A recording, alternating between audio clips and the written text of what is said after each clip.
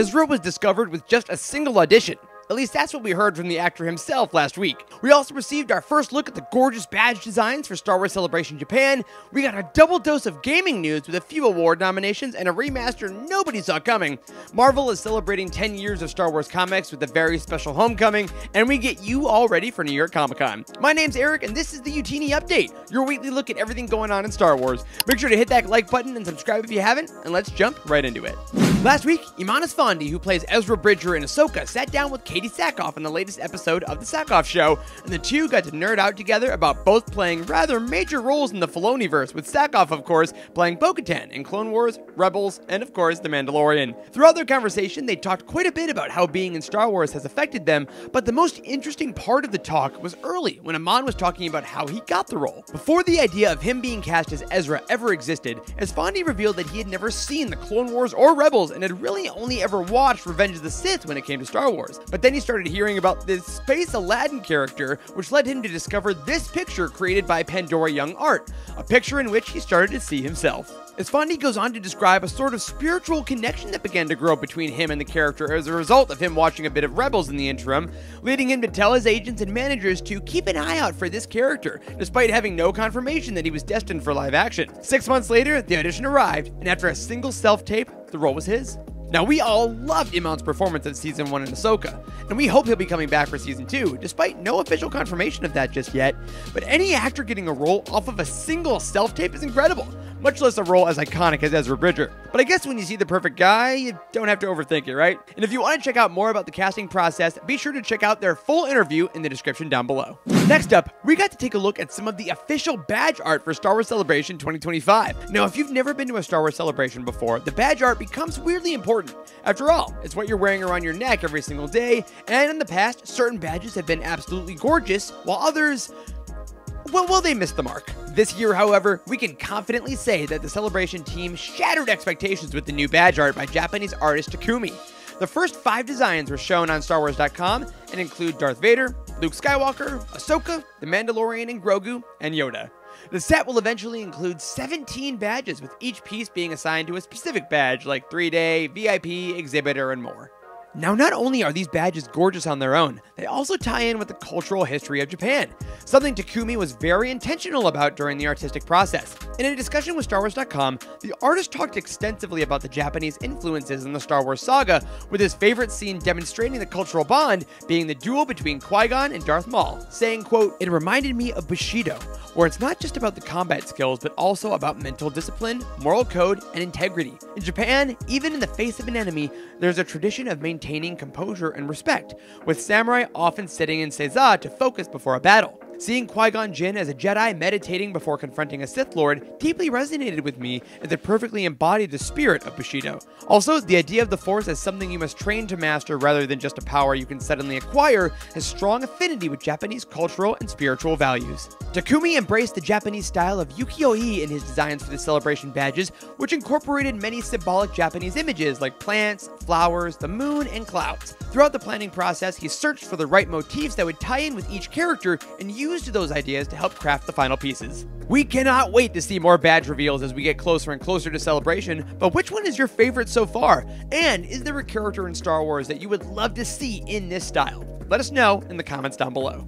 Now, the Star Wars gaming world got not one, but 2 great announcements last week. We've talked quite a bit about Star Wars Outlaws over the last couple of months, and amidst some stories that maybe aren't so great regarding sales and the future of Ubisoft, we did receive some fantastic news from Games Radar, because Outlaws has been nominated for 2 Golden Joystick Awards. If you don't know, the Golden Joystick Awards are the longest running awards in gaming, with this year being their 42nd annual show. There are a bunch of fantastic nominees, but Outlaws has been nominated for Best Audio Design and Best Lead Performer for Humberly Gonzalez as Kay Vess. Cameron Monaghan, our very own Cal Kestis, was nominated for the same award for Jedi Survivor, but the only Star Wars game to have ever won a Golden Joystick was the original Knights of the Old Republic, which took home Xbox Game of the Year all the way back in 2003. Voting is open now for the Golden Joysticks and will remain so until November 1st. Details about how to vote and everything else you need to know, as always, are in the description down below. And while our first piece of gaming news celebrates the present, our second story celebrates the past, as it looks like Lucasfilm Games went all the way back to the year 2000 to bring us one of the most surprising remasters we've had in some time. Because Star Wars Episode 1 Jedi Power Battles is officially coming back. Now, I'm not sure if you played this when it originally came out, but if you did, there are a few upgrades I'm sure you'll be happy about. In addition to the user minor graphical upgrades that come with every remaster, Power Battles will also include additions from the Sega Dreamcast port of the game, like a training and versus mode, and there will also be 13 additional characters featured like Padme, Darth Maul, and Captain Panaka. Add in some brand new characters like a Destroyer droid, a Weequay, and a Tusken, and there will be no shortage of options for old and new players alike. One of the funniest parts about the original game was its somewhat loose grip on the Star Wars canon. I mean, Mace Windu had a blue lightsaber, Adi Gallia had a red one, and Plo Koon even used Force Lightning.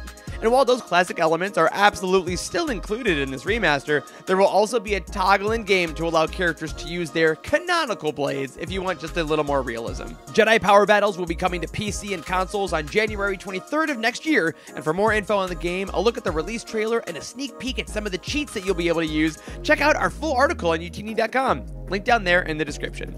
Now, Lucasfilm Games aren't the only ones looking back fondly on the past this week, because it turns out Marvel Comics is going to be celebrating 10 years of Star Wars storytelling by having a little homecoming of their own. Star Wars: A New Legacy #1 is a one-shot comic that was just announced that will bring back the original writers of Star Wars canon comics to tell new stories of characters that had debuted in their lines over the last decade. That's right. Jason Aaron, writer of Star Wars 2015, Kieran Gillen, writer of Darth Vader 2015, and Charles Soule, writer of Star Wars 2020, will each be writing a story in this issue focused around as many Marvel-created characters as possible. We're talking Soule writing Dr. Aphra and Darth Momin, Aaron bringing back Scar Squadron, and Gillen giving us more Chrysanthemum, 000, and BT-1. These amazing writers will be joined by artists Ramon Rosanas, Leonard Kirk, and Salva Espin to tell these stories, and the issue will be releasing on January 29th. And even though that's still a few months away, we already have a look at 3 variant covers, including some of our favorite Marvel characters, and the full details can of course be found over on our site. It's hard to comprehend that one of the biggest weekends in the Star Wars publishing is already here, but it has arrived nonetheless. New York Comic-Con 2024 starts this Thursday, and there are plenty of events that we are looking forward to, along with the way that you can receive a free book. Now let's start out with that free stuff, because it'll take just a few steps. A while back, we revealed that Alexander Freed is returning to Star Wars with The Mask of Fear, the first book in the new Reign of the Empire trilogy that will follow Bail Organa, Mon Mothma, and Saw Gerrera as they suffer through the opening years of the Galactic Empire. This book is releasing on February 25th of next year, but if you'll be at NYCC, all you have to do is go to the Penguin Random House Book World booth number 3021, find a staff member, and say the secret phrase, Mon Mothma requests your aid, and they'll hand you an advanced reader copy for free. Supplies are limited, so first come, first served, but not a bad way to get one of our most anticipated stories of the year a full 4 months early. Now, in addition to that giveaway, there are 2 main panels we'll be keeping our eyes on this weekend. On Friday the 18th at 3:30, Christina Ariel will be hosting Lucasfilm Publishing Star Wars Stories from a Galaxy Far, Far Away. Featured guests include Charles Soule from Star Wars and Light of the Jedi, Lydia Kang from Cataclysm, Mark Guggenheim from Han Solo and Chewbacca, Stephen Barnes from Mace Windu The Glass Abyss, and Zoraida Cordova from Convergence. In previous years, this panel has held quite a few announcements, from new comics to new novels, so literally anything is on the table. We'll of course be keeping you up to date with everything that drops, but if you'll be at NYCC, this is not one you want to miss. And after the panel, be sure to stick around for a book signing with the authors. And then on Saturday the 19th at 1:45, we have Michael Staglain hosting the Star Wars Comics with Dark Horse and Lucasfilm Publishing panel, featuring Alyssa Wong of Dr. Aphra, Kevin Scott and Rachel Stott from the High Republic Adventures Saber for Hire and more, and Daniel Jose Oler and Harvey Tolabau from the High Republic Adventures mainline. We have been getting a ton of comics from these folks lately, and with Phase 3 of the High Republic looking to wind down next year, this could be a perfect time to hear about their final issues. Be sure to stay tuned for all of our coverage over on our site, and links to all these panels and info is right down there in the description. And there we have it, a look back at how we found Ezra, a look ahead to Celebration, NYCC, and more. Just another jam-packed week to be a Star Wars fan. And be sure to stay tuned to utini.com and all of our socials for everything you need to know in the Star Wars galaxy. Until next time, may the Force be with you.